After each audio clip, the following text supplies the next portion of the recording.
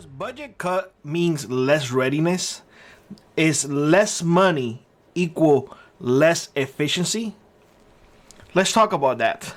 Let's talk about that because if you remember, a little bit ago, I told you all that I was going to be switching from my Ruger 308 to my new KS47. And I told you all that I was going to test it significant because I need to make sure that my tools are, functioning. I remain true with the Ruger 1022. I did, however, I believe it was last year, I replaced the barrel with something a little bit more on the high end. I got it on special. I think I got it for like 50% off, if I remember correctly, to the point that I told Mrs. D, I was like, hey, this is really good to have. And she immediately said, yeah, just order a second one. I don't know if you guys remember that, but I did mention it to you all. Now, again, and I believe it was during Black Friday, a Springfield, the XDM 9mm, had a special, which I got it for like $200 less. So I got it significantly a lot less money than if I were to buy, and I make these changes because the 308 tried and true, the one that I have used, and my preferred one, to tell you the truth, have become way too high. So I moved to a different one. I was like, well, what is something different that can be reliable and it is not that expensive?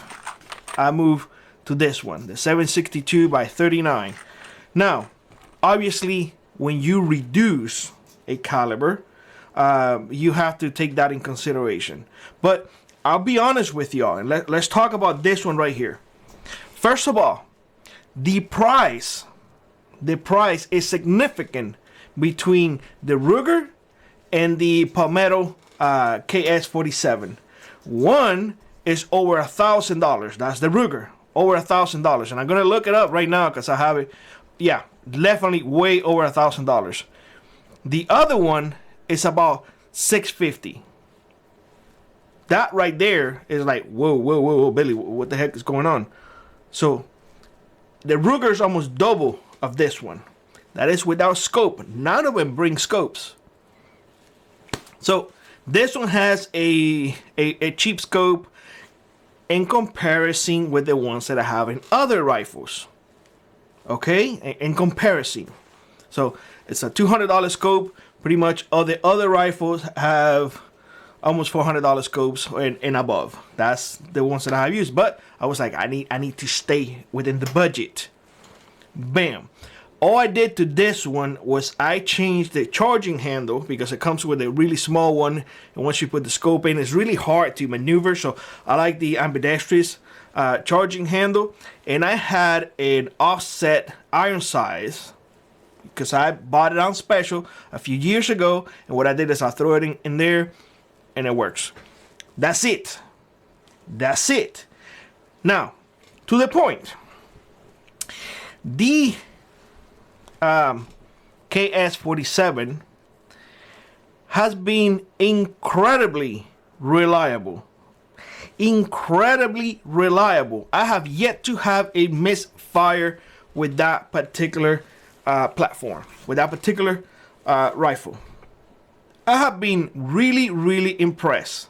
Let me show you what I'm talking about because and this is all standing up. So I need you all to understand that a lot of this is not the rifle, but the person behind the rifle. This is at 50 yards. 50 yards. This is at 100 yards. Again, standing up. Not using the rest or anything like that. So to me, that is good. That is really good. A little bit more practice, I will say, for the 100 yards to tight that group. But overall, guys, that is excellent. That, to me, will take down an animal. I mean, a bear's head is a lot bigger than what I just show you. Way bigger. So it's a headshot all day long.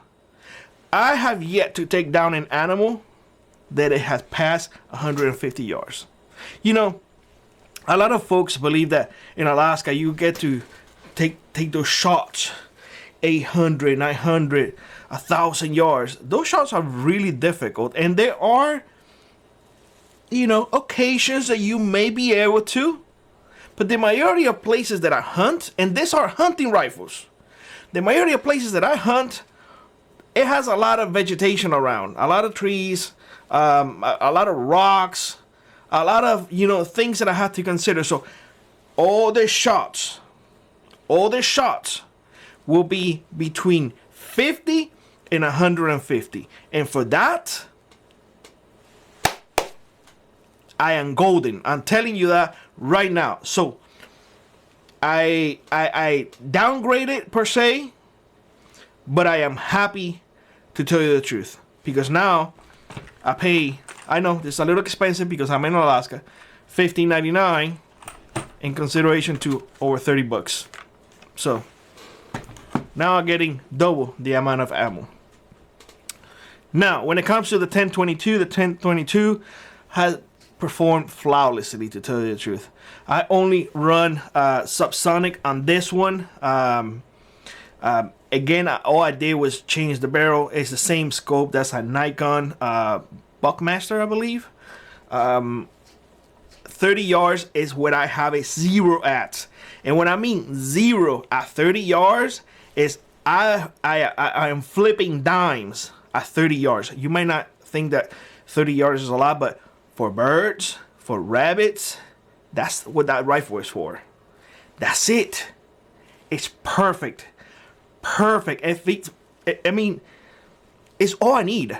Honestly, it's what I need. It's exactly what you need. So, extremely proficient with that rifle. The handgun, the Springfield XDM 9mm. I am not a fan of 9mm. I'm gonna be honest with you. I'm a 45 ACP person. I'm a 357, 44 Magnum. 9mm had never been my friend. I prefer the 5.7 by 28. I do. However, I cannot deny that $9 for a box of 50 for 9mm is something that the 5.7 by 28 would never got close to it. It is something that the 45 ACP, a box of 45 ACP, would never be that price.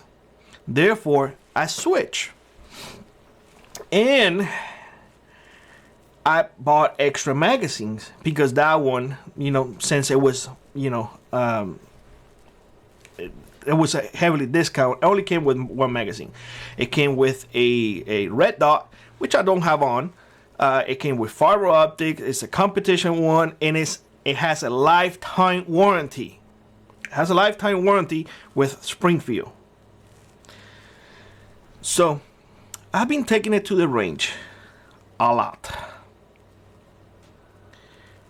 I have to tell you that I wish that every single 9mm was like this one. It is extremely pleasant. Before you guys jump, I have Glock 19 before. I have Berettas 92, even the Taurus clone and whatnot. Taurus Millennium. I had 9mm before. I had it. Nonetheless, Springfield XDM 9mm Elite blew me away. Have yet to have a single malfunction. Have yet to have one. It is dead on right out of the box. I didn't have to do absolutely nothing. It is amazing. It feels great in my hands, and the only reason that I purchased it was because I wanted to cut back on ammo, because the 45 ACP and my 1911s was eating me alive. So based on all of that, I want to ask you, do you still believe that just because you don't have a lot of money or you're in a budget, you are less proficient? Let me know. Because the proof is in the pudding. And I think my proficiency still there. And yet I reduced my budget. Significant. So, to summarize, being with less money does not equal you being less proficient. It does not. Honestly. Some people might see it. Some people may even be like, I'd rather shoot less and remain with what I really like. I see it as I'd rather shoot the same and get a happy medium, because I don't hate none of this. I like them because they have been performing so well. I like them now. You guys heard me previously saying I'm gonna test the Glocks both in 10mm. I highly recommend it. If you ever move to Alaska, get 10mm. You'll be fine. The prices on the ammo is a little high, and I'm not a Glock person. It just didn't feel right. It makes me uncomfortable. It's just the looks. It feels right in the hand. It's just the looks. Contrary to this one.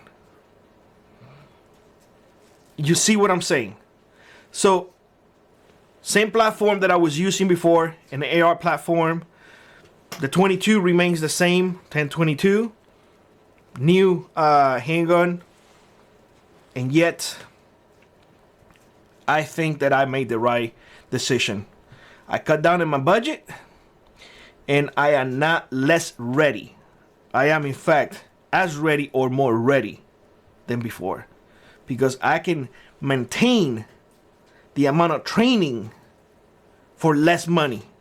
And our dollars, well, let's just say that our dollars don't stretch anymore. So let me know whether or not you believe that having less money in your budget equals less proficiency. To me, it does not. But you may think different. Let me know down in the comment section below. With that being said, I hope you have a great one. Like I was rock on, prep on, and I will see you in the next one. Bye-bye, everybody.